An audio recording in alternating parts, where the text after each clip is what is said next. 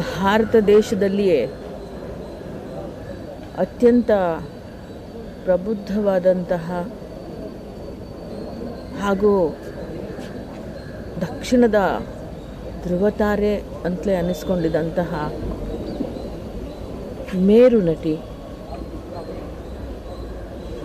ಇವತ್ತು ನಮ್ಮ ಜೊತೆಯಲ್ಲಿ ಇಲ್ಲ ಅಂತ ಅನ್ನೋದು ಬಹಳ ದುಃಖದ ಸಂಗತಿ.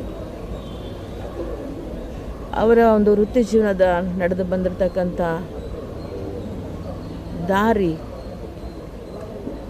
ಮುಂದಿನ ಎಷ್ಟೇ ಪೀಳಿಗೆಗಳಿಗಾದರೂ ಕೂಡ ಒಂದು ಆದರ್ಶ ಮತ್ತು ಮಾದರಿಯಾಗಿರ್ತಕ್ಕಂಥದ್ದು. ಕಲಾವಿದರು ಅಂತ ಹೇಳಿದರೆ ಒಂದು ವೈಯಕ್ತಿಕ ಜೀವನ ಆಗಲಿ ಅಥವಾ ವೃತ್ತಿ ಜೀವನ ಆಗಲಿ ತನ್ನದೇ ಆದಂತಹ ರೀತಿ ನೀತಿ ಶಿಸ್ತನ್ನು ಬಯಸುತ್ತೆ. ಅದು ಹೇಗಿರಬೇಕು ಅನ್ನೋದನ್ನೆಲ್ಲ ಸರೋಜಾದೇವಿ ಅಮ್ಮ ಅವ್ರನ್ನ ನೋಡಿ ಕಲಿಯುವಂಥದ್ದು ಬಹಳಷ್ಟು ಇದೆ. ಅವರ ಜೀವನ ಪ್ರೀತಿ, ವೃತ್ತಿ ಪ್ರೀತಿ ಇವೆಲ್ಲವೂ ಕೂಡ ಅಷ್ಟು ಸುಲಭವಾಗಿ ಸಾಧಿಸೋಕೆ ಸಾಧ್ಯ ಆಗೋದಿಲ್ಲ. ನಟಿಯಾಗಿಯೂ ಅವರು ತುಂಬ ದೊಡ್ಡ ಸಾಧನೆ ಮಾಡಿದರು.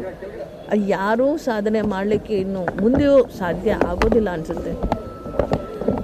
ಯಾಕೆಂದರೆ ಆಲ್ಮೋಸ್ಟ್ 70 ವರ್ಷಗಳಾಗಿದೆ ಅವರು ಈ ಬಣ್ಣದ ಜೀವನಕ್ಕೆ ಬಂದು 2019ವರೆಗೂ ಬಹುಶಃ ನಟ ಸಾರ್ವಭೌಮವರೆಗೂ ಕೂಡ ಅವರು ಆ್ಯಕ್ಟ್ ಮಾಡಿಕೊಂಡೇ ಬಂದಿದ್ದಾರೆ.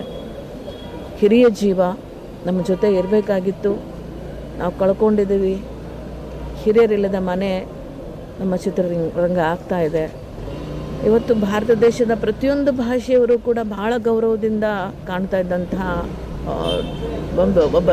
ಒಬ್ಬ ಹಿರಿಯ ಕಲಾವಿದರು ಅವರು ಇವತ್ತು ನಮ್ಮೊಂದಿಗಿಲ್ಲ ಅನ್ನೋದು ನಮ್ಮೆಲ್ಲರಿಗೂ ಕೂಡ ಬಹಳ ಬೇಸರದ ಸಂಗತಿ.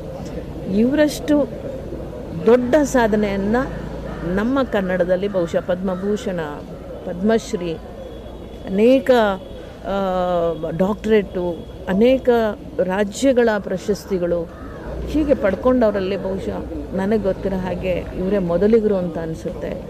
ಅವರ ಆತ್ಮಕ್ಕೆ ಶಾಂತಿ ಸಿಗಲಿ, ಅವರ ಕುಟುಂಬದವರಿಗೆ, ಅವ್ರ ಮೊಮ್ಮಕ್ಕಳಿಗೆ ಎಲ್ಲರಿಗೂ ಕೂಡ ಈ ನೋವನ್ನು ಭರಿಸುವ ಶಕ್ತಿ ಭಗವಂತ ಕೊಡಲಿ ಅಂತ ಪ್ರಾರ್ಥಿಸ್ತೇನೆ.